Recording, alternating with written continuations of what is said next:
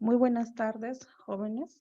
Desde ya agradecerles por su asistencia. La Sociedad Científica de Estudiantes de Medicina de nuestra Universidad Señor de Zipán tiene el agrado de poder hacer llegar a ustedes la ponencia de fisiología del aparato respiratorio, quien estará dictada a cargo del universitario Edgardo Vera Valdivieso. Les pedimos que nos puedan esperar unos minutos, esperando que también puedan conectarse más compañeros.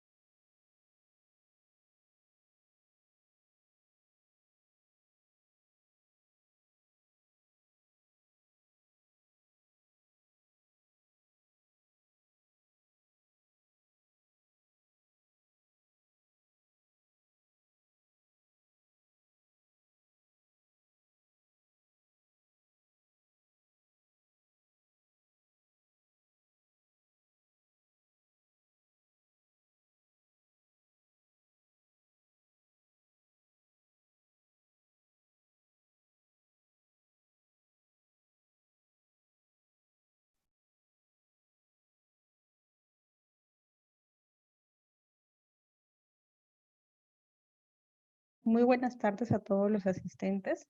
Sean bienvenidos a la ponencia programada para el día de hoy por parte de la Sociedad Científica de Estudiantes de Medicina de la Universidad Señor de Cipán, por medio de su Comité Permanente Académico, quien recientemente hizo lazos de convenio con el Grupo Biomédicos. Esperamos que esta ponencia sea con el fin de potenciar y mejorar el aprendizaje en nuestro pregrado. La ponencia será dirigida por el universitario Edgardo Vera Valdivieso. En estos momentos concedo la palabra al representante del grupo Biomédicos, quien hará presentación a su ponente y les dará la bienvenida.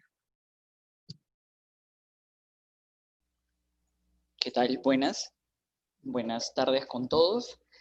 Bueno, en esta oportunidad somos del grupo Biomédicos. Le damos gracias a la señorita Evelyn. Bueno, este es un grupo dentro del cual venimos trabajando con, en este caso, con la SOCIEM de la Universidad Señor de Cipán. Así que nos complace en presentar lo que es el tema, en este caso de fisiología, del aparato respiratorio. Dentro de ello contamos con nuestro ponente, que es el universitario Edgardo Vera Valdivieso.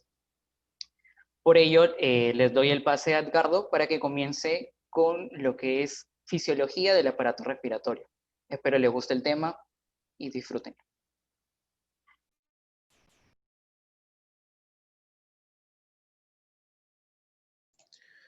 ¿Qué tal, chicos? ¿Cómo están? Buenas tardes. Quisiera saber en primer lugar si es que me escuchan bien.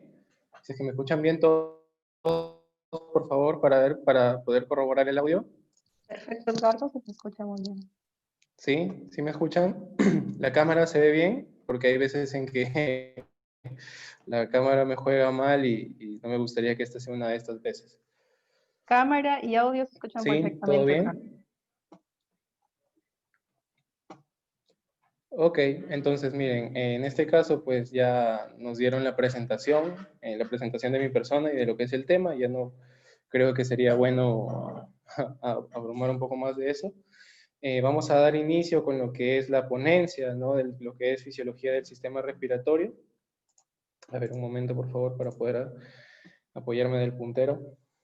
Muy bien, en este caso pues vamos a hablar el día de hoy sobre la fisiología respiratoria.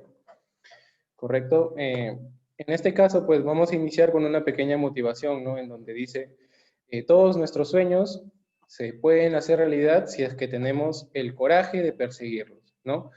En este caso, pues básicamente nosotros tenemos el sueño, aparte de poder pasar el ciclo, de poder nosotros llegar a ser médicos, ser alguien, ¿no? Alguien de bien, que nosotros podamos poder apoyar a las personas, ayudar a las personas y tratarlos muy bien, de la mejor manera, ¿no? Y nosotros tenemos el sueño, ¿no? Más que todo el sueño, sino la vocación de poder ser médicos, ¿no? Por eso es que hemos llegado hasta donde hemos estado, por eso es que vamos a seguir avanzando, ¿no?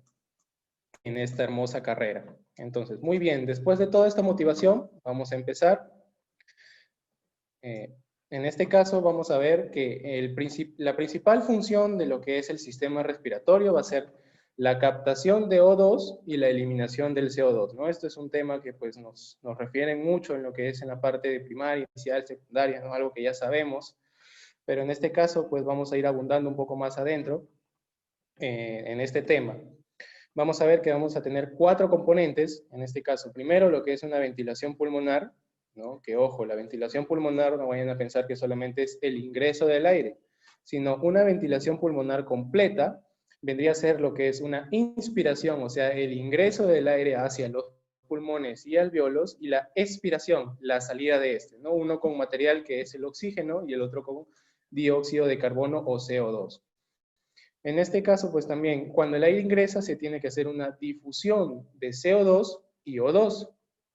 En este caso, pues la difusión del CO2 y O2 se va a dar a través de la barrera hematoalveolar, ¿no? En esta imagen que podemos observar acá, ¿no? Acá podemos observar la difusión que puede haber en la ventilación, ¿no? En el caso cuando ingresa el aire. Ahora, también el tercer componente va a ser el transporte de CO2 y O2. En este caso, pues cada uno en su respectiva vaso sanguíneo, en este caso el capilar, ¿no? El capilar arterial rico en oxígeno y el capilar venoso, ¿no? Rico en dióxido de carbono.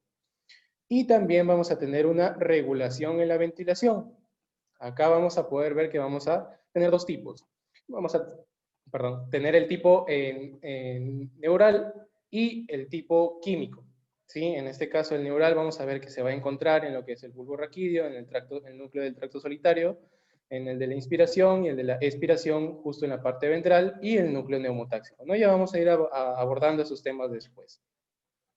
Entonces aquí en la imagen que tenemos en la parte derecha vamos a observar lo que es una sección anatómica en donde vemos que el trayecto respiratorio empieza desde lo que es la faringe, luego sigue con la laringe, ¿no? Empieza con la tráquea, que ya sabemos anatómicamente que es una estructura, un tubo respiratorio, que se conforma de 16 a 20 anillos cartilaginosos incompletos, ¿no? Y esa parte incompleta vendría a ser, vendría a estar ocupada, ¿no? Por lo que es el músculo traqueal. Luego de esto llegamos a una sección o un elemento donde podemos denominarlo carina. Esta carina vendría a ser el tope en donde pone fin a la tráquea y empiezan los bronquios principales, ¿no? Ya sea derecho e izquierdo, extrapulmonares. Ahora, luego de esto vamos a ver que estos bronquios pulmonares ingresan hacia los pulmones, ¿no? Ingresan hacia los pulmones y se empiezan a ramificar en los distintos segmentos, ¿no? Y posteriormente en los distintos lóbulos, ¿no? Pulmonares. Hasta que llegan a la porción más pequeña, que son los sacos alveolares y los alveolos, ¿no? Que aquí los tenemos en una imagen un poco más agrandada.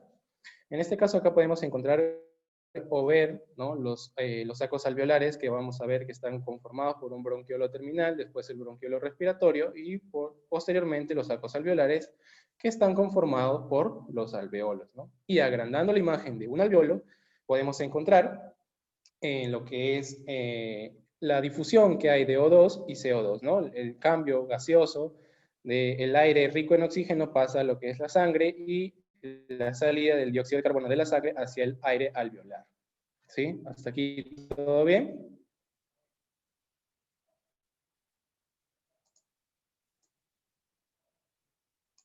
Ok. Entonces, seguimos. Bueno, para nosotros poder hacer lo que es el primer paso, ¿no? El primer mecanismo, ¿no? En este caso vamos a poder observar lo que es la mecánica respiratoria. En la mecánica respiratoria vamos a ver que van a haber dos tipos de movimiento, ¿no? Un movimiento que va a ser hacia arriba y abajo, gracias al diafragma, ¿no? Que cabe resaltar que este músculo es el principal músculo inspiratorio, ¿sí? Y otro que es mediante el ascenso y descenso de las costillas. ¿Sí? Acuérdense siempre de esto, mecánica respiratoria, diafragma y músculos de las costillas. ¿Sí? Y estos músculos de las costillas vamos a dividirlos en dos, en inspiratorios y expiratorios. Y a su vez, estos músculos inspiratorios y expiratorios se van a dividir en dos, se van a dividir en principales y accesorios, ¿no? En este caso, en los músculos de la inspiración principales vamos a encontrar lo que es el serrato anterior, ¿no? Y los intercostales externos, ¿ya? Intercostales externos y el serrato anterior. Y en los accesorios vamos a encontrar al esternocleido, mastoideo y a los músculos escalenos. Y esto también va a ser importante, ¿no? Porque en la semiología de los pacientes con enfermedades respiratorias, estos músculos se llegan a notar, ¿no? Se llegan a notar mediante un signo característico que es el tiraje subcostal, ¿no? Inclusive se pueden llegar a notar las costillas por el esfuerzo que hace la persona al respirar. Durante la expiración vamos a ver que vamos a encontrar a los músculos intercostales internos, ¿sí? Y a los transversos torácicos. Ahora, como músculos accesorios también encontramos al oblicuo mayor y al oblicuo menor e inclusive al recto abdominal, ¿sí? Inclusive al recto abdominal. Ahora, vamos acá a entrar un poquito a la parte más o menos complicada de lo que es la parte de fisiología, ¿no? En este caso vamos a hablar de lo que son las presiones que originan el movimiento de entrada y salida del aire, ¿no? Acá vamos a ver un gráfico en donde hace una comparación de una ventilación fisiológica con una ventilación mecánica. Acá vamos a poder observar que la presión atmosférica va a ser mayor a la presión alveolar. Ya les voy a explicar con esto. A esto ¿no? Con un ejemplo simple que siempre pongo, que es un ejemplo de cuando tú inflas un globo, ¿no? El globo vendría a agarrar la parte de lo que es el alveolo, y nosotros que inflamos, que proporcionamos el aire, vendríamos a poner la presión atmosférica, ¿no? Eso es en un ratito se los voy a decir. En este caso, la presión atmosférica, como acá podemos observar, la presión atmosférica es mayor que la presión alveolar, o sea, que el aire que ingresa es mucho más fuerte y tiene más fuerza dentro del alveolo, que hace que éste se distienda, ¿no? Se distienda y se infle, básicamente, se infle, haciendo que haga una fuerza que active al diafragma y este baje, ¿no? Para que pueda haber mayor capacidad en la inspiración, ¿no? Y tú puedas tomar más aire. Y cuando esto llega a un tope, ¿no? Cuando llega a una presión límite, el diafragma se contrae nuevamente y hace que este espacio alveolar disminuya, haciendo que se produzca la expiración, ¿sí? Haciendo que se produzca la expiración. En este caso, ya con una ventilación mecánica es un proceso un poco más complejo porque, bueno, acá hay una presión que no es una atmosférica, sino es una presión artificial que va a ser creada, que va a ser similar a la atmosférica, que obviamente va a tener que ser mayor a la presión alveolar, ¿no? Va a tener que ser mayor a la presión alveolar y va a cumplir o va a tener que cumplir la misma función. Ojo, en la ventilación mecánica no hay un número estándar para poder nosotros determinar si es que la presión atmosférica en todas las personas va a ser igual, ¿sí? Ahora, a lo que yo les decía del efecto del globo. Nosotros vamos a tener un globito acá en la mano, ¿no? Vamos a imaginarnos que tenemos un globo en la mano. Nosotros queremos inflar el globo, entonces el globo va a tener el papel del alveolo. Nosotros, al hacer la inspiración, ¿no? Vamos a ingresar aire dentro del globito, haciendo que este sí se insufle, ¿no? Se llene. Entonces, nosotros vamos a crear una presión, bueno, en realidad dos presiones, una presión de las paredes alveolares y otra presión atmosférica, ¿no? Que hacen que cuando estas topen, tengan un límite, ¿no? Tanto la presión atmosférica como alveolar, estas disminuyen nuevamente. Ese es un mecanismo regulatorio, ¿no? Gracias al mecanismo regulatorio alveolar que hay, ¿no? Las presiones disminuyen, llegan al tope y disminuyen, haciendo que éstas expulsen todo el aire, ¿no? Que tienen dentro de ellas. Y esto también se puede explicar en este cuadro, ¿no? En este cuadro que está resaltado de amarillo, que está aquí a la derecha. En este caso vamos a tener tres presiones: presión alveolar, presión pleural y una presión transpulmonar, ¿no? En el caso de la presión pleural, vamos a ver que la presión pleural se va a dar en la, bueno, valga la redundancia, ¿no? En la pleura, pero en lo que es justo en la parte del líquido pleural, ¿no? Vamos a ver que en la pleura tenemos una parte parietal y una parte visceral, y esta parte que está en medio no se queda vacía, sino tiene el líquido pleural. Entonces, este líquido pleural también tiene una presión, ¿no? Vamos a ver que tenemos dos momentos en donde esta presión, de estar aumentada, disminuye, y de estar disminuida, aumenta.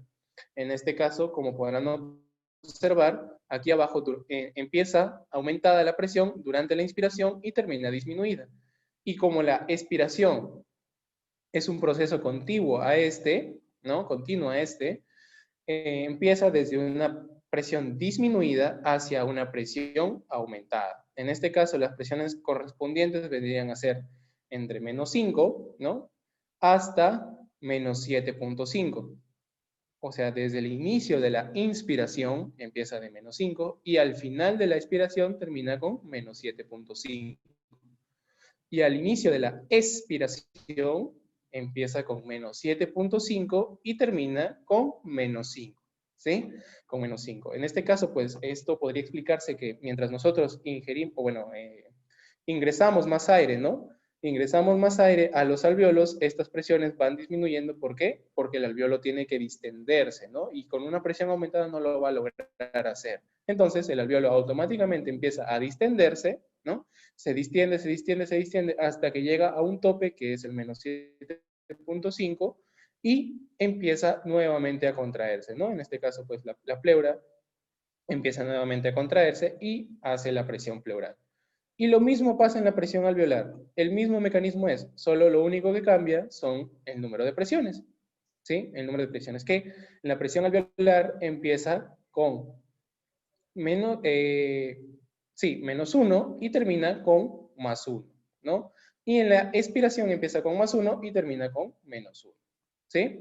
Lo mismo es en la presión alveolar. Ahora, ustedes dirán, ya sabemos presión alveolar, presión pleural, pero ¿qué es la presión transpulmonar? La presión transpulmonar no es nada más ni nada menos que la diferencia entre estas dos presiones. Ya posteriormente vamos a ver, ¿no? Vamos a observar a qué se refiere esta presión transpulmonar. Básicamente, la presión transpulmonar vendría a ser la diferencia entre la presión alveolar y la presión pleural, ¿no? Que hace que con el aumento de presión, ya sea alveolar o pleural, hay un aumento de capacidad aérea, o sea, capacidad en donde nosotros logramos incorporar más aire a nuestros pulmones, ¿no? Ya esto se va a entender poco a poco. Ahora, en el gráfico que podemos observar arriba, ¿no? Tenemos lo que es un gráfico de volumen pulmonar, que es, podemos decir que el volumen pulmonar vendría a ser inversamente proporcional a lo que es las presiones alveolares y las presiones pleurales, ¿no? Porque mientras la presión alveolar disminuye, ¿no? Va disminuyendo, como lo podemos observar acá, tanto la pleural y alveolar disminuyen, el volumen pulmonar aumentan. ¿Por qué? Porque mientras menos presión en el alveolo y en la pleura hay, más distensión pulmonar hay. Y si hay más distensión pulmonar, nosotros vamos a poder captar más aire, ¿ya? Más aire. Y lo mismo pasa en este lado. Es inversamente proporcional a la parte, a la fase expiratoria, ¿no? De las presiones alveolar y pleural. Mientras más presión hay, tanto alveolar y pleural, menos volumen pulmonar va a haber, porque no van a poder, ingresar más aire a los pulmones, ¿no? No va a poder ingresar más aire a los pulmones. Entonces, me gustaría saber si es que todo esto está entendido con respecto a este gráfico, ¿sí? ¿Hay alguna duda o alguna pregunta que ustedes tengan?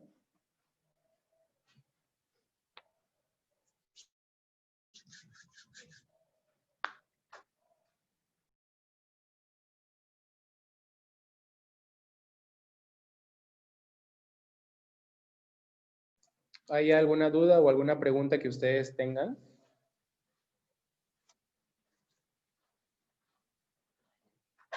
¿Todo entendido entonces, chicos?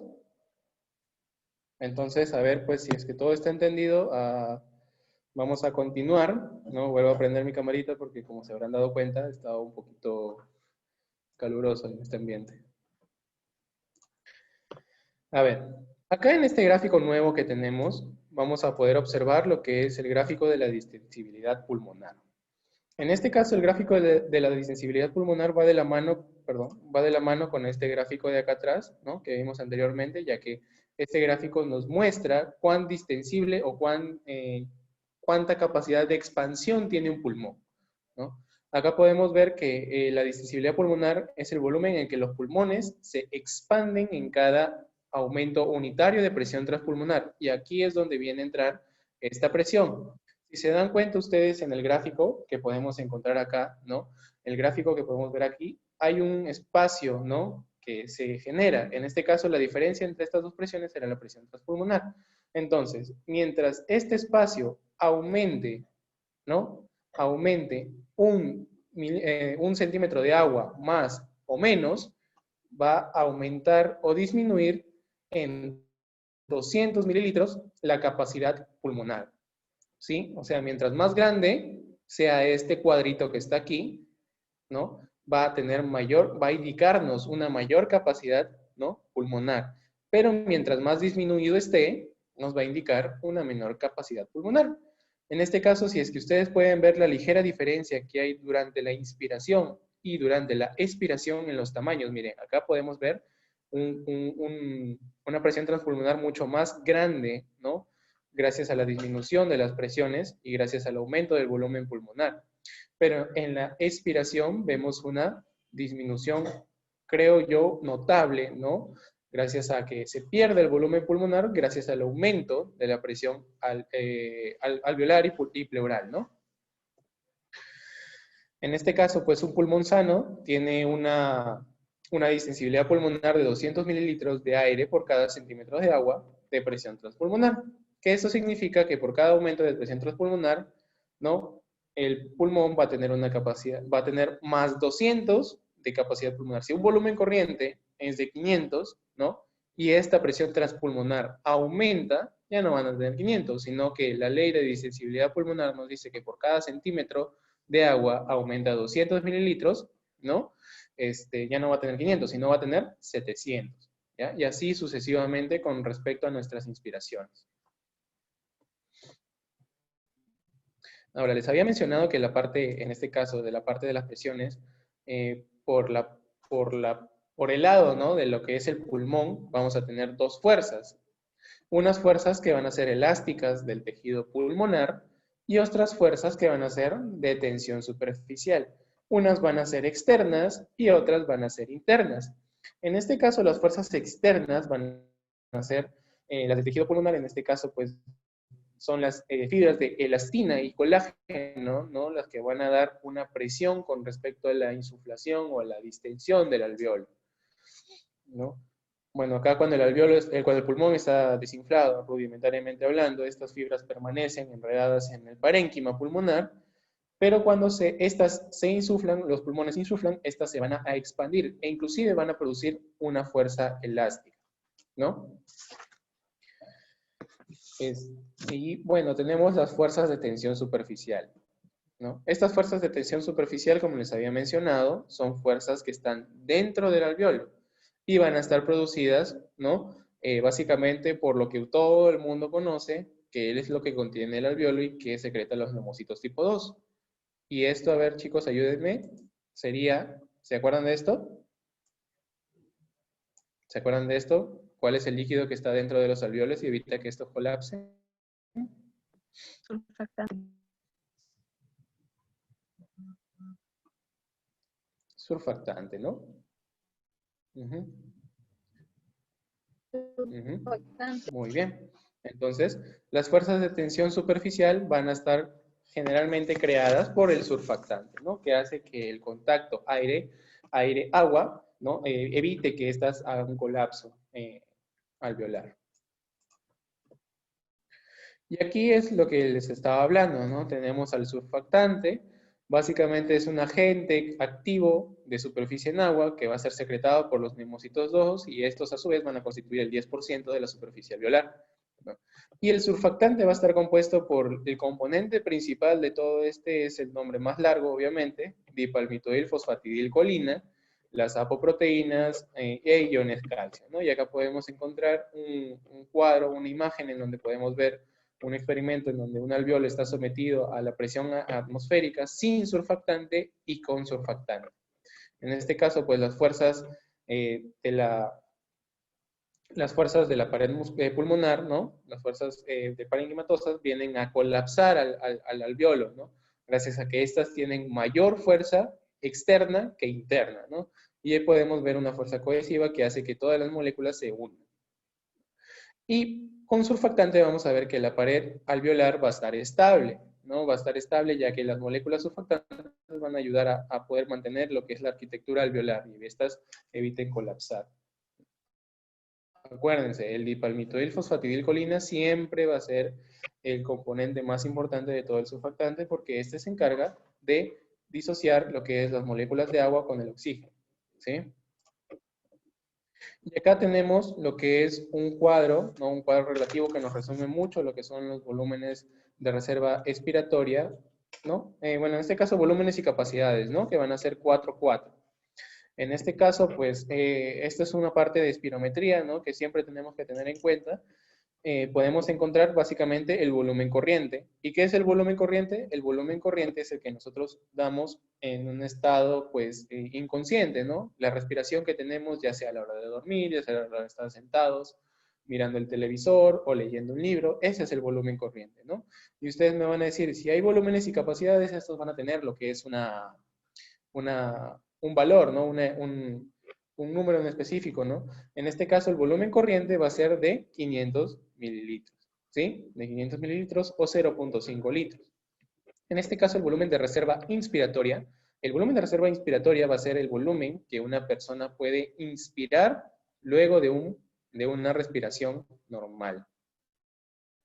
¿Ya? De una respiración normal. Una inspiración esforzada, vamos a decir, ¿no? Una inspiración esforzada que puede dar el paciente. Y lo mismo pasa con el volumen de reserva expiratoria. Ojo, acá es expiratoria, no es inspiratoria, porque acá hasta en el mismo también está mal escrito, un error de tipeo. Entonces, el volumen de reserva expiratoria, que al igual que el volumen de reserva inspiratoria, va a ser la expiración forzada de un paciente luego de un volumen corriente. Y el volumen de reserva inspiratoria tiene un valor de 3.000 mililitros y un volumen de reserva expiratoria tiene un valor de 1.100. ¿Ya? Y un volumen residual, ¿no? El volumen que siempre va a estar en los pulmones, ¿no? Que siempre va a estar dentro de nosotros, ya que sin este volumen residual nosotros no tendríamos un refuerzo en el caso de algún trauma, ¿no? De algún trauma que nosotros podamos sufrir, ¿no? Algún accidente o alguna enfermedad respiratoria. El volumen residual tanto puede aumentar como disminuir, ¿no? Ya esto depende de la enfermedad o del tipo de trauma que tenga el paciente o la persona. Y este volumen residual va a tener un valor de 1.200. ¿no? ¿Para qué les digo todo esto? ¿no? Vamos repasando nuevamente. Volumen corriente, 500. Volumen de reserva inspiratoria, 3.000. Volumen de reserva expiratoria, 1.200. Perdón, 1.100. Y volumen residual, 1.200. ¿Ya? Entonces, ¿para qué les digo esto? Porque todas las capacidades que siguen van a ser la suma, ya sea de 2, de 3, de 2 o de todas, ¿no? Los volúmenes. En este caso, la capacidad inspiratoria es la suma del volumen corriente más el volumen de reserva inspiratoria. O sea, sumamos 500 más 3.000, ya tenemos nuestra capacidad inspiratoria. Y nuestra capacidad inspiratoria sería de 3.500. La capacidad vital, ¿no? La capacidad vital vendría a ser la suma de la capacidad inspiratoria más el volumen de reserva expiratorio. Pero si no me estás diciendo que la capacidad inspiratoria no tiene nada que ver con la suma de... No, entonces, un poco más fácil. Podemos ver la suma del volumen corriente más la suma del volumen de reserva inspiratoria, que es la capacidad inspiratoria, ¿no? Más el volumen de reserva expiratorio. Y nos da la capacidad vital. ¿no? Y sumando todo esto, 3.000 más 500, 3.500. Más 1.100, ¿cuánto sería? Sería 4.600, ¿no? La capacidad vital sería 4.600. Ahora, la capacidad residual funcional vendría a ser el volumen de reserva expiratorio más el volumen residual, o sea, 1.100 más 1.200, lo cual nos da un resultado de 2.300. Y la capacidad pulmonar total vendría a ser la suma de todos los volúmenes, o si es que se les desea hacer un poco más fácil, podemos sumar capacidad inspiratoria más capacidad residual funcional, ¿no? Lo cual nos va a dar, ¿cuánto nos daría? A ver, sabiendo los valores que tenemos. A ver, ¿cuánto es capacidad inspiratoria más capacidad residual funcional?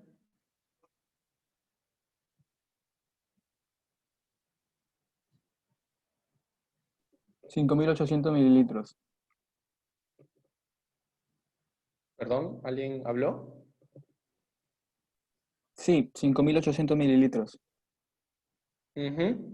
Muy bien, 5.800, ¿no? 5.800. Entonces, ya tenemos todas nuestras capacidades y todos nuestros volúmenes. Ojo, este cuadro es muy importante en lo que es espirometría. Siempre hay que tenerlo en cuenta. Es bueno saberlo, ¿no? Con todos sus valores. Solamente lo único que tienen que hacer para poder aprenderse todo este cuadro de acá es aprenderse estos valores de acá, ¿no? Volúmenes. Y luego de estos volúmenes ya viene lo más fácil, pues, ¿no? Que es la sumatoria de todos estos. ¿Sí? Hasta aquí. ¿Todo entendido, chicos?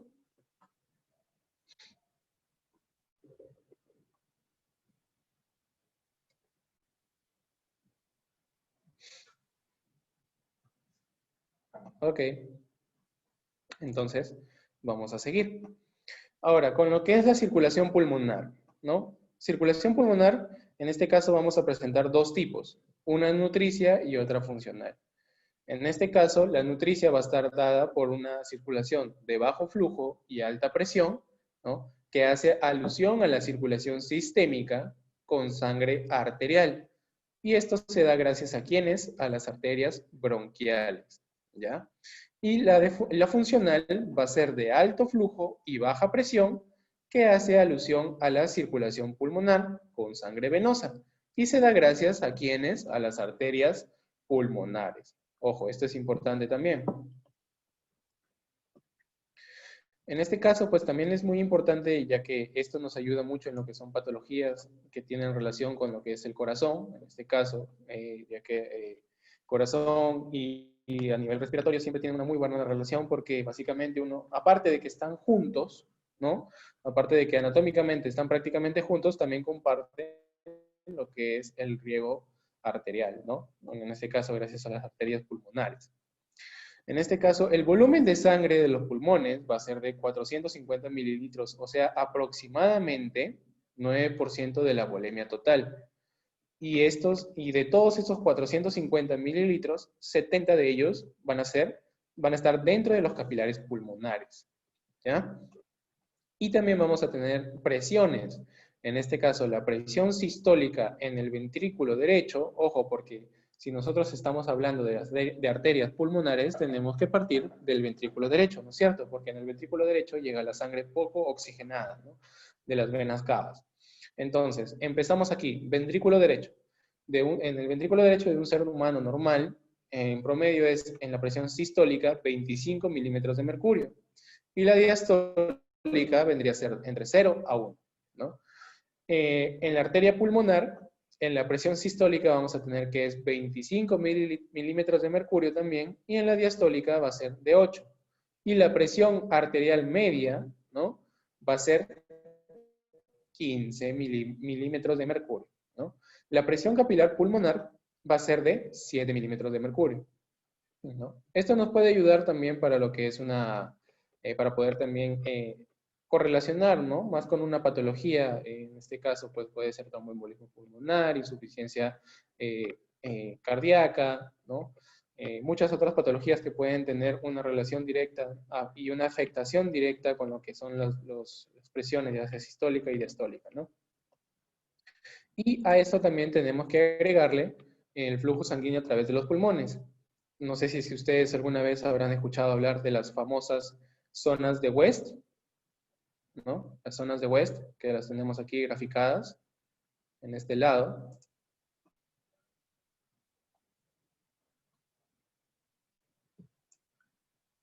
¿Sí? En este caso, pues si es que no las han escuchado, se las presento, ¿no? Tenemos, y sus nombres son muy fáciles. Ok. Entonces, sus nombres son muy fáciles, ¿no? Zona 1, zona 2 y zona 3. Y justo son 3 zonas, ¿no? Zona 1, zona 2, zona 3.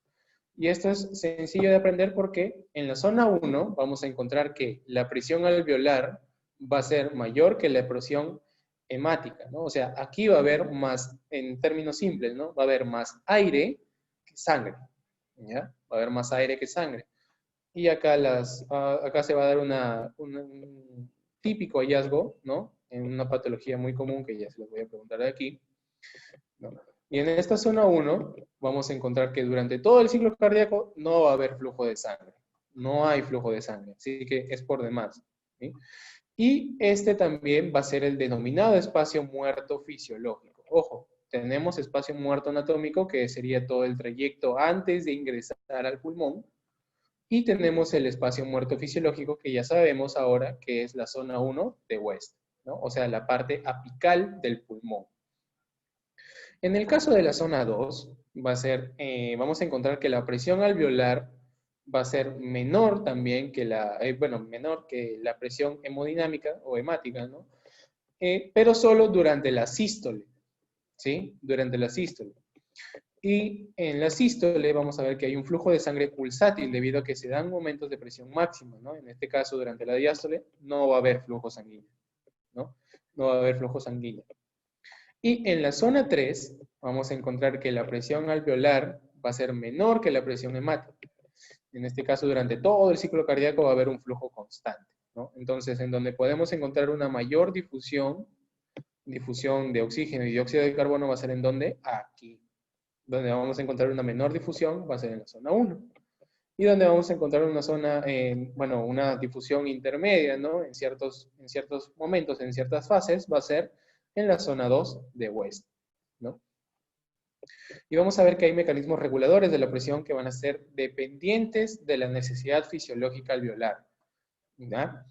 Es decir, cuando la concentración de oxígeno, en este caso en el oxígeno alveolar, va a disminuir por debajo del 70%, en este caso los vasos sanguíneos que rodean a los alveolos, se van a constreñir, ocasionando así que haya un mayor flujo sanguíneo y por ende un mayor aporte de oxígeno. ¿Ya? Un mayor aporte de oxígeno, ¿sí? Este es el mecanismo regulador. En este caso, pues, haya una dependencia, una necesidad de oxígeno fisiológico. Y también es clave recalcar que el flujo sanguíneo pulmonar va a ser exactamente igual al gasto cardíaco. ¿Y cuánto es el gasto cardíaco? 5.000 mililitros por minuto o 5 litros, ¿no? Hay distintas literaturas que tienen un parámetro, ¿no? Entre 4.5 a 5.5, otras que dicen 5, otras que dicen 6, pero básicamente pues se toma el rango referencial que es 5 litros por minuto o 5.000 mililitros por minuto. Ahora, el aumento del gasto cardíaco durante el ejercicio intenso, ¿cómo es que afecta a nivel pulmonar? En este caso, durante el ejercicio intenso, ¿no? Vamos a ver que el flujo sanguíneo a través de los pulmones puede aumentar entre 4 a 7 veces. Este flujo adicional se va a acomodar en los pulmones básicamente de 3 formas. Primero, aumentando el número de capilares abiertos, ¿sí? Segundo, distendiendo todos los capilares y aumentando la velocidad del flujo. Y tercero, perdón, aumentando la presión arterial pulmonar, ¿no? Así es como, en este caso, la circulación pulmonar se adecúa gracias al aumento del gasto cardíaco, ¿no? Durante el ejercicio o durante alguna otra situación en la que nos lleve, pues, ¿no? A poder hacer esto. Chicos, hasta aquí, ¿todo entendido?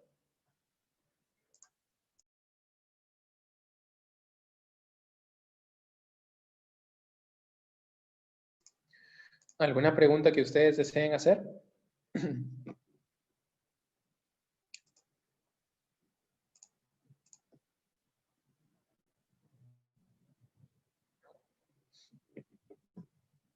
Ok, entonces seguimos.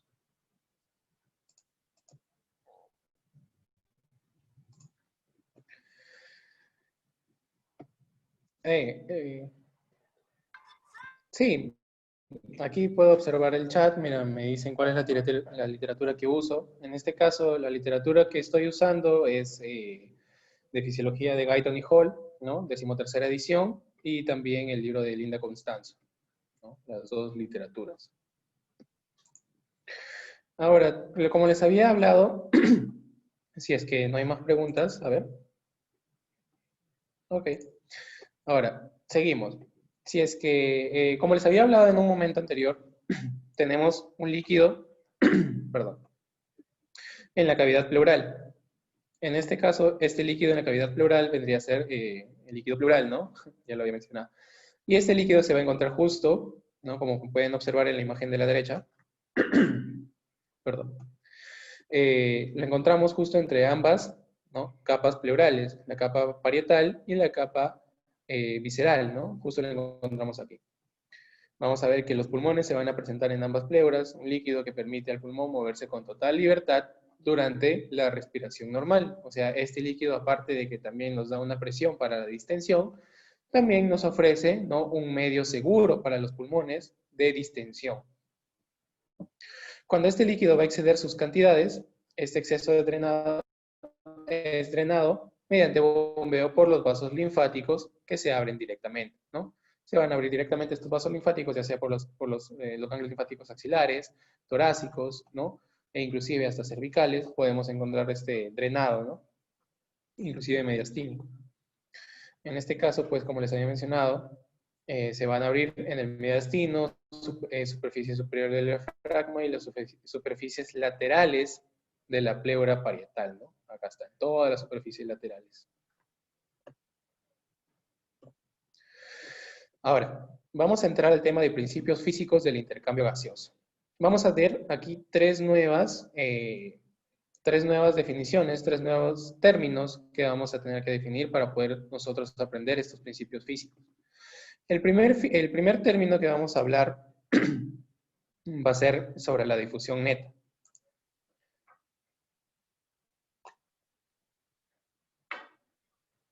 Perdón, va a ser sobre la difusión neta. En este caso, la difusión neta va a ser, vamos a ponerlo así. A ver, voy a ver si es que puedo a ver, dibujar. Sí, creo que sí. ¿Sí? ¿Lo ven? Ok, vamos a ver. Tenemos unas partículas aquí. Y estas partículas necesitan pasar a este lado, ¿no? Tienen que pasar a este lado. Entonces, la cantidad de difusión que pasen a través de la membrana, ¿no? La cantidad de moléculas, perdón, que pasen a través de la membrana, vendría a denominarse como difusión neta, ¿no? Si, por ejemplo, de estas, a ver, 1, 2, 3, 4, 5, 6, 7, 8, 9, 10, 11 moléculas, solamente pasan 10, vamos a decir que la cantidad de difusión neta, ¿no? O sea, la cantidad de difusión máxima de esta molécula en específico, de esta partícula en específico, va a ser de 10 moléculas, ¿no? Va a ser de 10 moléculas. Y así es como tenemos una difusión neta. Ahora, tenemos que también definir lo que es presión y una presión parcial, que obviamente no son lo mismo, ¿sí? No son lo mismo. En este caso, la presión va a estar producida por los múltiples impactos de partículas en movimiento en contra de una superficie. O sea, a ver si voy a dibujar nuevamente. Si es que nosotros tenemos, ¿no? Vamos a dibujar un capilar, una arteria. A ver, a ver. Vamos a dibujar una arteria. En donde acá tenemos a los glóbulos rojos, ¿no?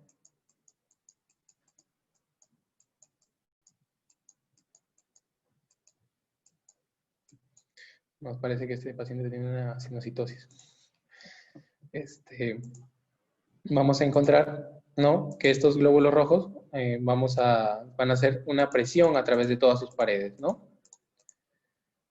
Todas sus paredes. Entonces, la presión que ejercen estos glóbulos rojos contra la pared va a ser la presión, ¿no? En este caso que pues estos glóbulos rojos van a presentar. Pero ojo, también puede haber una presión en contra de estos glóbulos rojos, ¿no? En el caso del medio que los contiene, ¿no? También a eso podría ser la presión arterial, ¿no? La presión arterial. Ese es un ejemplo clásico de presión.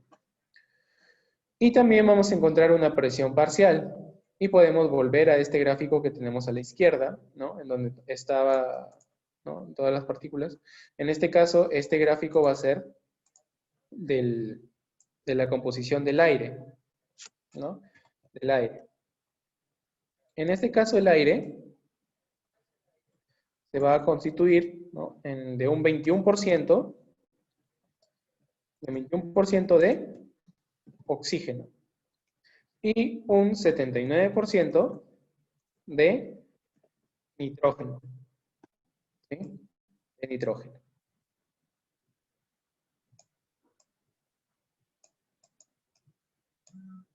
¿Sí?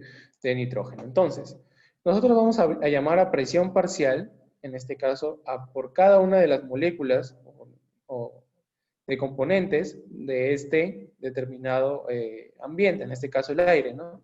Y vamos a decir que la presión parcial de oxígeno en el aire vendría a ser 21%. Y la presión parcial de nitrógeno en el aire vendría a ser 79%, ¿no? 79%. Por eso es que en los análisis, ¿no? De neumología podemos encontrar un FiO2 del 21% o 21, ¿no? De 21. Básicamente por esta presión parcial, que es la composición del aire, ¿no? Hasta aquí, ¿todo entendido, chicos?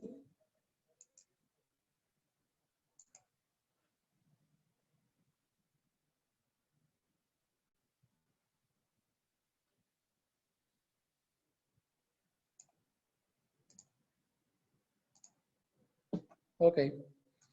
Entonces, vamos a seguir.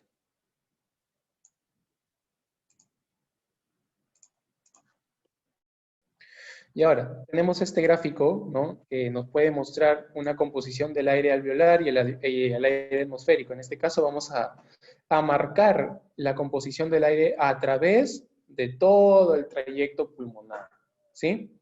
De todo el trayecto pulmonar. En este caso vamos a empezar con el aire atmosférico, que vemos que vamos a medirlo en milímetros de mercurio, que en la presión de oxígeno, vamos a tomar en este caso esta hilera nomás, ¿ya?, que es la presión del oxígeno. La presión del oxígeno en el aire atmosférico es de 159 milímetros de mercurio. Pero cuando acá dice aire humidificado, ¿pero por qué me dice aire humidificado? Porque nosotros, a través de todo el espacio muerto anatómico, este aire atmosférico no ingresa con esta presión. Y aparte, este aire atmosférico es seco, ¿no? Es seco y caliente. Entonces, bueno, y frío, perdón. Y se tiene que calentar y humidificar, ¿no? Se agregan moléculas de agua a este aire. Entonces, esta presión va a disminuir, que es ahora 149 milímetros de mercurio, ¿no? Este aire humidificado. Esto es durante todo el trayecto del espacio muerto anatómico. Y ahora, el aire alveolar, o sea, ya cuando llega a los alveolos, ya está lo suficientemente humidificado, ¿no? Ya tiene las moléculas de oxígeno necesarias para que pueda ingresar al alveolo, ¿no? Vamos a encontrar que el oxígeno tiene una presión de 104 milímetros de mercurio, ¿no? Y así es como lo vamos a poder observar en los gráficos próximos, ¿no? 104 milímetros de mercurio. Acuérdense de esto. En el aire alveolar, la presión de oxígeno es 104 milímetros de mercurio. Y en la presión de CO2, acá sí ya lo vamos a tocar, en la presión de CO2, el aire alveolar es de, en el aire alveolar, perdón, es de 40 milímetros de mercurio. Y aquí pues, ya podemos hacer un gráfico inclusive sistemático desde lo que es el trayecto alveolar hasta lo que es el tejido diana, ¿no? O el tejido tiso, o el tejido que requiere el oxígeno, ¿verdad? ¿No? Y cuando ya nosotros expiramos este aire alveolar, vamos a decir que en la presión de oxígeno vamos a encontrar que es con 120 milímetros de mercurio. Y la presión de CO2 es de 27. Pero ustedes me van a decir, Edgardo, pero se supone que el aire está disminuyendo desde lo que es el trayecto atmosférico hasta el aire alveolar. ¿Por qué en el aire expirado vamos a encontrar más presión que cuando ingresa? Esta respuesta es muy fácil. ¿Por qué? Porque según, bueno, en este caso, los experimentos que se han dado cuando en pacientes, pues, ¿no? En espirometría, podemos ver que de todo este 100%, vamos a decir que el 104 es el 100% del aire alveolar, no todo el 100% se elimina, sino solamente una pequeña fracción, ¿no? Una pequeña fracción. Y básicamente este aire expirado va a tener una fracción pequeña de oxígeno, ¿no? Y una fracción más grande de dióxido de carbono. Básicamente los estudios revelan que pues a 16 respiraciones, ¿no? A 16 respiraciones, después del primer aire inspirado, vamos a tener un aire alveolar completamente nuevo, ¿sí? O sea que el aire alveolar se va a expirar poco a poco, gradualmente, sección por sección. No se va a expirar completamente, ¿no? Ni de porrazo. Entonces, así es como tenemos este cuadro. Y también vamos a observar lo que es la concentración y presión parcial de O2 y CO2 en los alveolos, ¿sí? En este caso acá me he tomado la molestia de juntarlos a los dos porque básicamente los dos son inversos, ¿no? Si uno entra más, el otro tiene que salir más. Si uno sale más, el otro tiene que entrar más. En este caso, pues, la concentración de O2 en los alveolos y la presión parcial está controlada por dos cosas. La velocidad de absorción de O2 hacia la sangre, o sea, la cantidad de oxígeno que ingresa de los alveolos a la sangre, y la velocidad de entrada del oxígeno nuevo, o sea, del aire atmosférico, hacia los alveolos, ¿no? Depende de estas dos para poder nosotros ver si es que tenemos una concentración tanto aumentada o disminuida. En este caso, si es que nosotros tuviéramos una concentración elevada de oxígeno en los alveolos, ¿sería normal o patológico? Muy elevada. ¿Sería normal o patológico?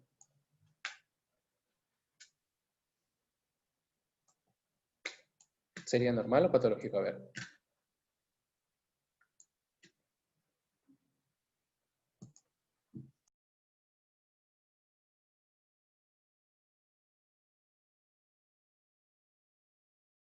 Claro, en este caso, sabiendo que, a ver, patológico, ¿ya?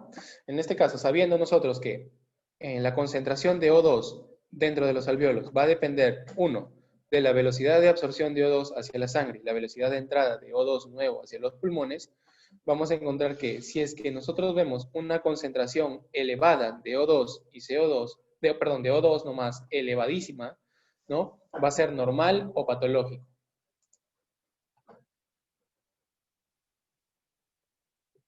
Patológico, ¿no es cierto? En este caso, pues nos estaría indicando que tanto puede haber un problema en lo que es la difusión de oxígeno hacia la sangre o un problema, ¿no? En donde la distensibilidad pulmonar está implicada también, ¿no?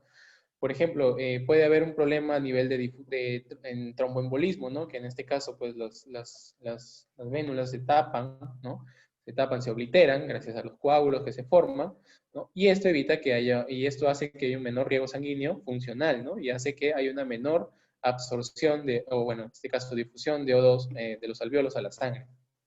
Y en este caso, pues puede también ser patológico en la velocidad de entrada por una fibrosis pulmonar, ¿no? Ya que esta también compromete la distensibilidad de los pulmones. Y si es que en el O2 también funciona así, en el CO2, ¿por qué no?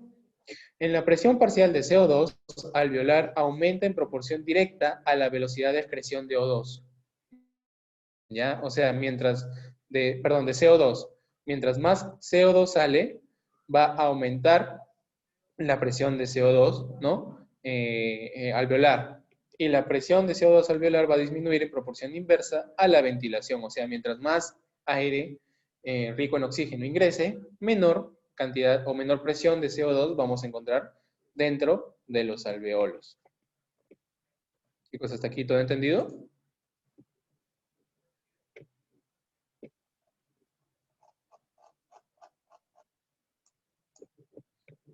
¿Sí? ¿No hay ninguna duda? Muy bien. Entonces seguimos. Ahora, ya que nosotros estamos hablando de difusión desde hace rato, ¿no? Desde un buen rato estamos hablando de difusión, vamos a ver cómo es el mecanismo de difusión, ¿no? A través de qué barrera pasa. En este caso acá les presento lo que es la barrera hematoalveolar, ¿no? La barrera hematoalveolar que también es una fuente importante para poder nosotros analizar las ciertas patologías, ¿no? En este caso, como ya lo había mencionado, como una fibrosis pulmonar, que en este caso el espacio intersticial se engrosa a tal manera, ¿no? Y no solo el espacio intersticial, sino toda la parte celular, ya sea de endotelio o, bueno, básicamente la membrana basal alveolar, ¿no? Que están todos los neumocitos, ya sea tanto uno como dos, ¿no? Se lesionan y hay una regeneración, pero esta regeneración ya no va a ser de tejido alveolar, sino solamente va a ser de tejido conectivo cicatricial, ¿no? Y esto hace que evite la distensión alveolar. Ya nos estábamos saliendo un poco del tema. Acá estamos viendo lo que es una barrera hematoalveolar, ¿no? Y les presento sus partes. En este caso tenemos primero a la capa de líquido surfactante, luego tenemos al epitelio alveolar con su respectiva membrana basal, tenemos al espacio intersticial, tenemos a la membrana basal capilar y tenemos al endotelio, ¿no? Y estas son las 6 partes, las 6 partes, ¿no? De lo que es la barrera hematoalveolar.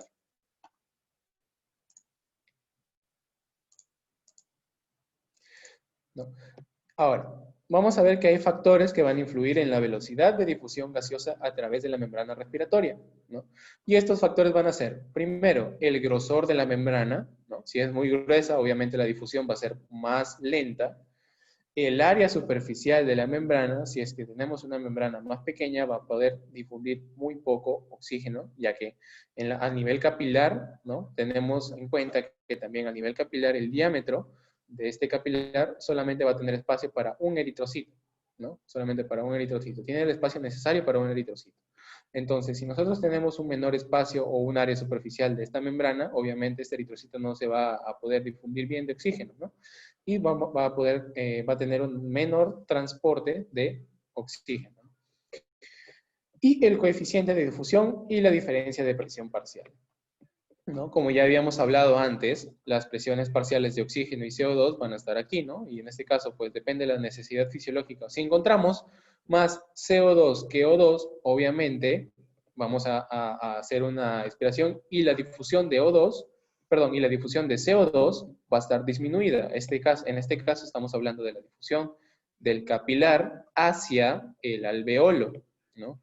Hacia el alveolo. Pero en el caso de que nosotros tengamos una cantidad mayor de oxígeno y menor de CO2 en el alveolo, entonces a nivel capilar se va a interpretar como nosotros tenemos que difundir más O2 y más CO2, lo cual podemos equilibrar tanto presiones parciales aquí como aquí, ¿sí? Lo mismo pasa acá. La sangre rica en CO2 o dióxido de carbono, ¿no? Va a tener la necesidad fisiológica de pasar de todo el CO2, ¿no? Al alveolo. Por eso es que se produce la difusión. Y también podemos observar el coeficiente de difusión, ¿no? Al coeficiente de difusión. En este caso, entre el oxígeno y el CO2, ¿cuál es más difundible? ¿Cuál es más rápido en difundirse? A ver.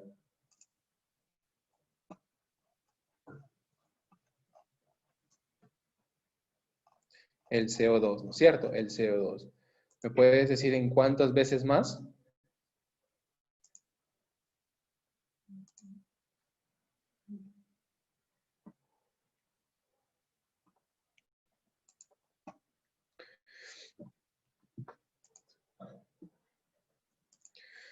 Bueno, la respuesta a esa pregunta sería que el CO2 se difunde 20 veces más que el oxígeno, ¿no? Y en términos simples te lo voy a poner así. El CO2, perdón, por cada oxígeno que difunde del alveolo al eritrocito, ¿no? Pasan 20 dióxidos de carbono del eritrocito al alveolo, ¿no? A eso me refiero con 20 veces más. Bueno, en este caso también influye en la velocidad, pues, ¿no? Y ahora, acá podemos ver la falta de transporte de oxígeno y dióxido de carbono en la sangre y los líquidos tisulares, ¿no? Acá vamos a ver, pues, ¿no? Una imagen en donde podemos ver las presiones parciales de O2 en sangre y las presiones parciales de CO2 en sangre. Y acá es donde podemos ya conglomerar toda nuestra información, ¿no? Toda la información que teníamos desde lo que es el capilar hasta, bueno, desde lo que es la barrera hematoalveolar hasta lo que es el tejido, ¿no? Acá voy a hacerles un gráfico en donde podemos tener al alveolo, ¿no? Tenemos al alveolo y acá tenemos, a ver, perdón, tenemos al capilar, ¿no?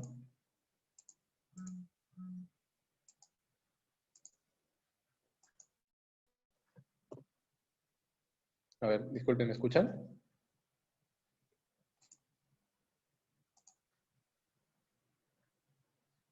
¿Sí? ¿Sí me escuchan? Ah, ya, perdón, solo que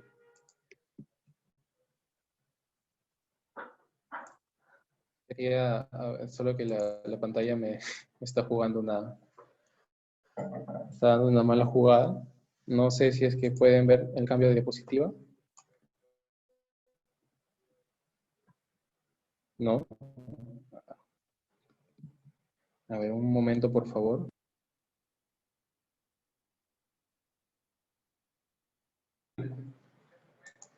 Sí, ya estoy. Sí, ya estamos. Nuevamente, disculpen, la pantalla me jugó un mal rato. A ver, recuerdan ustedes, ¿no? Continuando con el tema, recuerdan ustedes que acá, en la presión alveolar, teníamos de O2, ¿cuánto era? ¿Alguien me puede decir?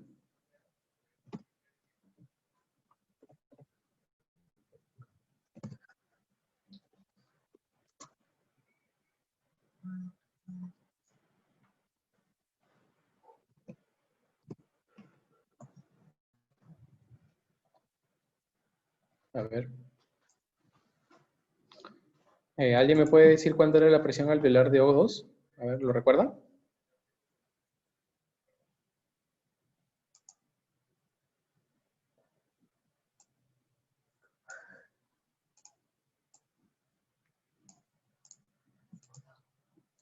104, ¿no es cierto? Y la de CO2 era 40. Entonces, nosotros vamos a ver que en el gráfico, ¿no? Nuevamente también lo vamos a tener de aquí, en un momento también lo vamos a observar. Vamos a ver que a nivel alveolar, perdón, a nivel tisular, lo vamos a encontrar con el mismo valor, ¿no? Con 104.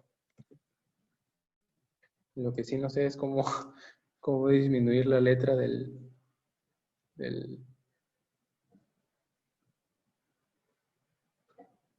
ah, ya sé cómo. Listo. Perdón. Ya, ahora sí. Y de CO2 también pasamos igual, ¿no? Pasamos igual, a ver. Con 40, ok. Entonces, ahora, esto de acá lo podemos traducir también, ¿no? Lo podemos llevar básicamente tanto a esta presión como a esta presión, ¿no? Entonces podemos seguir haciendo un cuadro, podemos seguir graficando, ¿no? Que a nivel, cuando pasa a nivel arterial, ¿no? Cuando pasa a nivel, bueno, a nivel arterial, tanto en presión de CO2 y O2, va disminuyendo, ¿no? Si se supone que a nivel alveolar, ¿no? Acá está la barrera hematoalveolar. A ver, la barrera hematoalveolar está aquí, ¿verdad? Se supone que esta es la barrera hematoalveolar. Las presiones de O2 aquí, ¿no? En paralelo al alveolo, la vamos a encontrar igual, ¿no? La presión de O2, 104, y la presión de CO2, 40. En este caso, ya cuando va pasando el trayecto, vamos primero a hablar del O2, cuando vaya pasando al trayecto arterial, ¿no? La presión de O2 disminuye a 95, ¿no? Disminuye a 95 y conforme va pasando, ¿no? Llega a los capilares de los tejidos que necesitan este O2, este espacio intersticial, ¿no? Tiene una presión de 40 milímetros de mercurio de O2 y al nivel celular tiene una presión de 23 milímetros de mercurio, ¿sí? 23 milímetros de mercurio. Ahora, conforme ya dejó todo el oxígeno, ya descargó todo lo que tenía que descargar, en el extremo capilar vamos a encontrar que la presión de O2 va a ser 40, ¿ya? Va a ser 40 milímetros de mercurio. Y ahora, después, a nivel de CO2, ¿no? La presión parcial de CO2, como acá lo podemos observar, es de 40. No sube ni disminuye. En este caso, el O2 sí sí disminuye por el hecho de que conforme va pasando a través de todos los tejidos, este va dejando un poco de moléculas de oxígeno, ¿no? Y por eso es que va disminuyendo hasta que llega a un grado de 40 milímetros de mercurio. Pero en el caso del CO2, no disminuye, va pasando junto con el oxígeno, ¿no? Y hasta que también llega a su parte intersticial y celular, ¿no? En donde pues podemos encontrar que a nivel celular es de 46 milímetros de mercurio, la presión de CO2, y a nivel intersticial es de 45 milímetros de mercurio. Y este solamente capta un poco de CO2, ¿no? Y aumenta ligeramente a 45 milímetros de mercurio. Entonces, gracias a esto, podemos decir que el trayecto de regreso, ¿no? Al alveolo nos va a dar una presión final, ¿no? De O2 de 40 milímetros de mercurio y de CO2 de 45 milímetros de mercurio. ¿Sí? 40 y 45 milímetros de mercurio. ¿Ya? Entonces, así es como vendría todo el circuito, ¿no? A nivel de presiones, en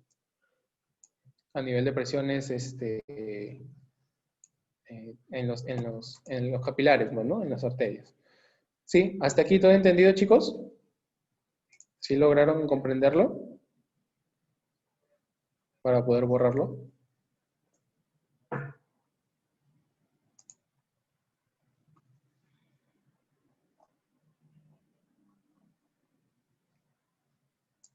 Ok, entonces eso creo que significa que sí.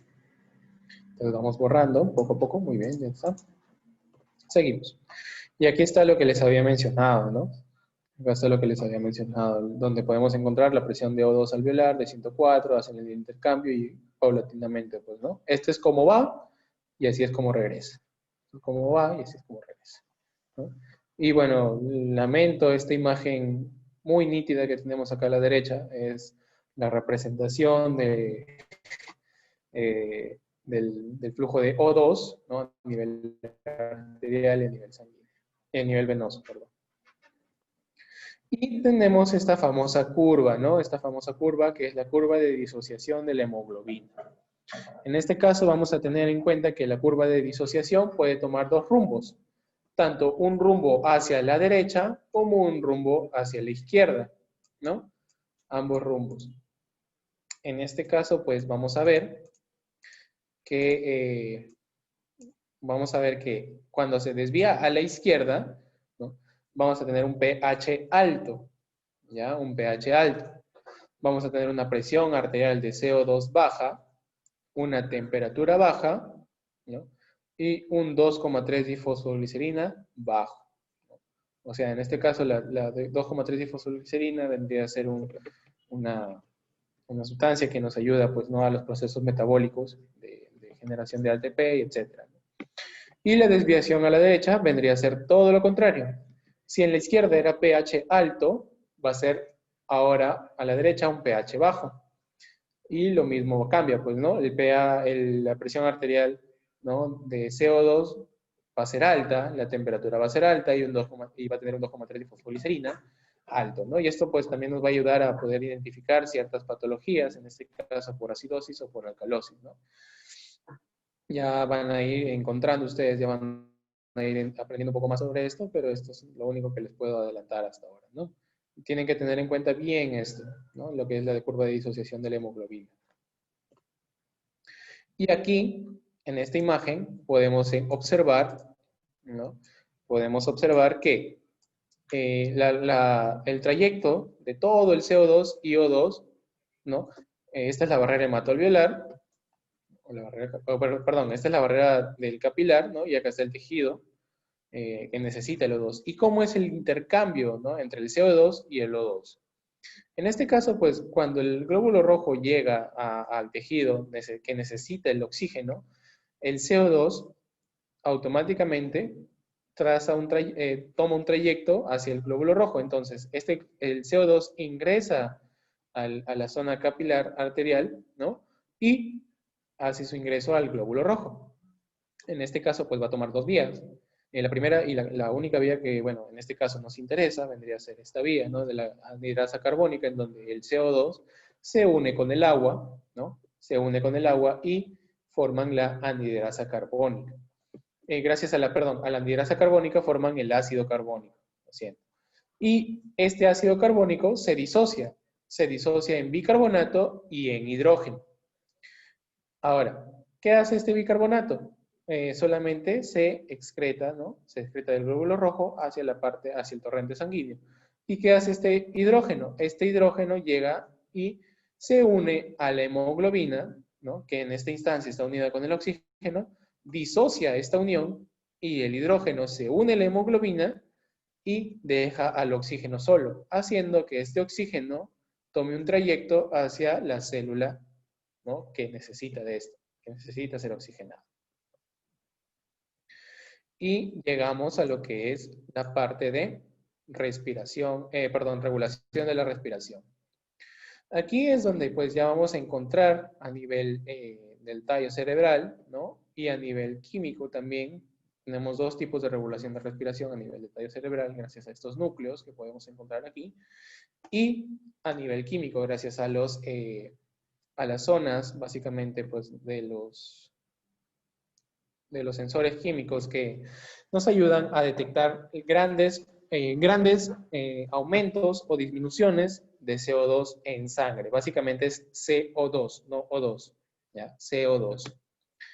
Ahora, a nivel del tallo cerebral vamos a encontrar lo que es el grupo respiratorio dorsal, que básicamente se va a encargar de la inspiración, ¿sí? Básicamente se va a encargar de lo que es la inspiración. El grupo respiratorio ventral se va a encargar de lo que es la expiración, ¿sí? De la expiración.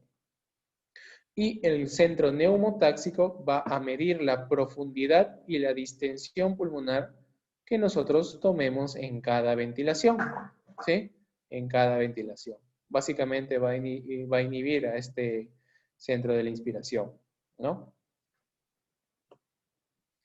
Pero antes que todo, vamos a hablar de lo que es la señal de una rampa inspiratoria, ¿no? Vamos a ver que vamos a encontrar que el flujo de aire que va ingresando, ¿no? En un principio, en una inspiración, vamos a tener el flujo que ingresa, ¿no? Aumenta en los pulmones y súbitamente se corta, ¿no? Se corta haciendo que básicamente el centro neumotáxico tenga su acción aquí y se pueda dar la expiración, ¿no? Se pueda dar la respiración. Y este flujo, obviamente, cuando se da la expiración, el ingreso de aire se corta, ¿no? Y disminuye, ¿no? El flujo va a disminuir hasta que, bueno, forma una señal en rampa, ¿no? En donde da la señal de inspiración y así sucesivamente, ¿sí? La señal de la rampa inspiratoria. También vamos a hablar de lo que es el reflejo de insuflación de Hering-Breuer. En este caso, el reflejo de insuflación de Hering-Breuer va a estar dado por receptores que van a estar localizados en las paredes de los bronquios y bronquiolos, ¿no? Y van a ser receptores netamente de distensión, que van a transmitir señales a través de los vagos, ¿no? En este caso, ambos vagos, tanto derecho como izquierdo, hacia el grupo respiratorio dorsal, ¿no? Básicamente, estos van a ser este reflejo va a ser un reflejo protector que nos indica que ya dejemos de hacer la inspiración, ¿no? Que dejemos de distender los pulmones porque los vamos a dañar. Y acá tenemos al control químico de la respiración, ¿no? Acá, como les había mencionado, vamos a tener distintos cuerpos, básicamente dos. Los cuerpos carotídeos, que justo se van a encontrar en la bifurcación carotidia, y en los varoreceptores aórticos, ¿no? En este caso, cada uno va a tener su propio nervio. En este caso, los cuerpos carotídeos, vamos a tener al nervio de Hering, que se va a unir al nervio glosofaringio y este va a terminar en el tracto solitario, ¿no? En el grupo respiratorio dorsal. Y en los varoreceptores aórticos vamos a encontrar al nervio vago, ¿no? Que también termina su trayecto en el mismo núcleo del tracto solitario, en el grupo respiratorio dorsal, ¿no? Y acá podemos encontrar en la imagen de la izquierda, ¿no? Cómo es que gracias a estos dos cuerpos, bueno, en este caso el cuerpo carotídeo y los varoreceptores aórticos, podemos detectar químicamente, ¿no? Cuándo es que tenemos un aumento o una disminución de oxígeno.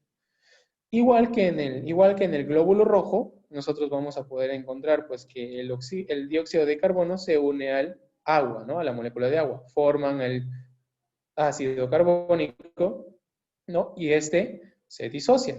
Al disociar se forma bicarbonato y la única molécula que puede ingresar a través de la barrera hematoencefálica es el hidrógeno, ¿no? El hidrógeno ingresa y a grandes cantidades vamos a poder observar, ¿no? El inicio o el final de la inspiración, ¿no? El inicio o el final de la inspiración. Y aquí podemos encontrar, pues, ¿no? Una imagen en donde, pues, tenemos a un cuerpo carotídeo, ¿no? Donde tenemos un sensor de oxígeno, ¿no? Este sensor de oxígeno detecta la cantidad de oxígeno, ya sea elevada o disminuida, y manda una señal que hace una despolarización de membrana, ¿no? Se despolariza la membrana químicamente, perdón, y hace que el calcio ingrese, formando vesículas de acetilcolina y ATP que hacen que el nervio aferente mande la señal al grupo respiratorio, ¿no? Y así pueda producirse tanto la inspiración y la expiración. Chicos, hasta aquí. ¿Hay alguna pregunta que ustedes deseen hacer?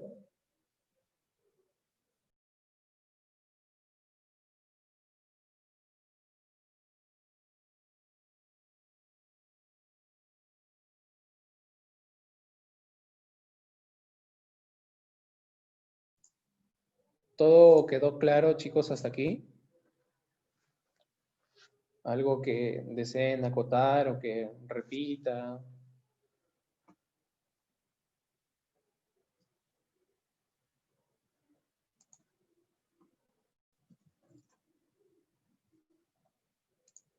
¿no? Ok, entonces chicos, básicamente pues eso ha sido todo por el día de hoy. Principalmente me gustaría agradecer a lo que es la SOCIEM de la Universidad Señor de Zipán, ¿no? De la cual también formo parte yo, al Comité Permanente Académico que está a cargo de este, bueno, a mi parecer, hermoso proyecto, que es el proyecto Hermano Mayor que vamos a ir realizando, y se vienen cosas nuevas, cosas muy bonitas para todos ustedes, a la familia de biomédicos también, ¿no? Que también se ha incorporado recién gracias a la nueva alianza que tienen, ¿no? Gracias a todos ellos, y bueno, si no fuera por ellos, esto no hubiera sido posible, chicos. Eh, Esta era la última diapositiva.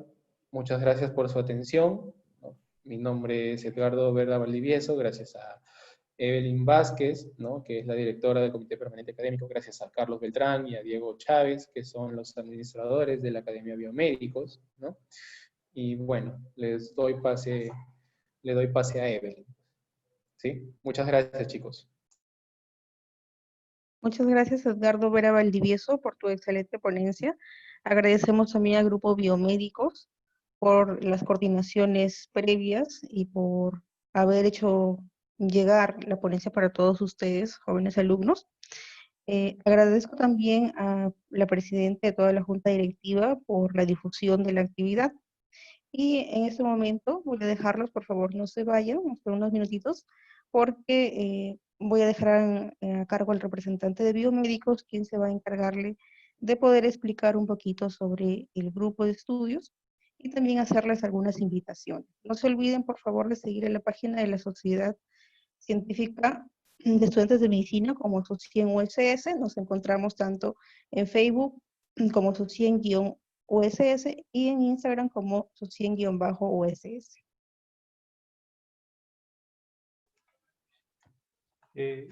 Sí, bueno, buenas noches con todos. Mucho gusto. Muchas gracias, Evelyn. Muchas gracias, Edgardo Vera, por la ponencia de esta tarde-noche. Bien, quien les habla es Diego Montenegro, uno de los representantes de la Academia Biomédicos. En este caso, agradecer tanto a Socien, a Edgardo por brindarnos su tiempo y esperamos haya sido para ustedes esta ponencia de su total agrado.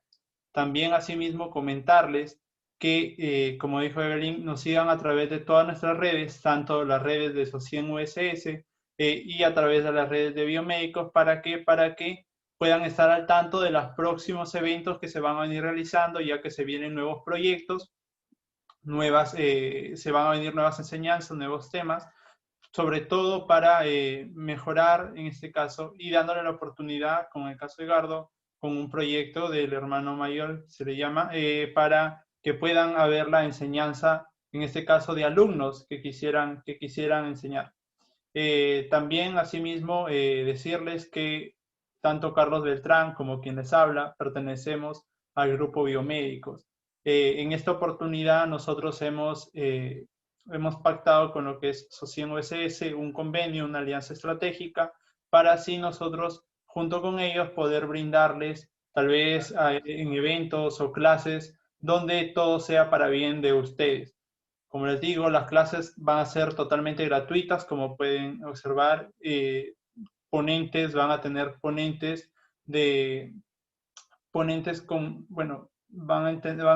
a tener ponentes que les van a brindar una enseñanza de buena calidad, grandes ponentes con gran experiencia.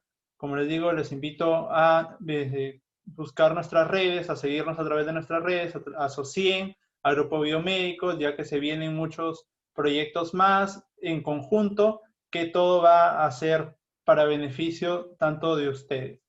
Le doy pase a Carlos Beltrán, por favor, para que comente un poco más acerca de este convenio.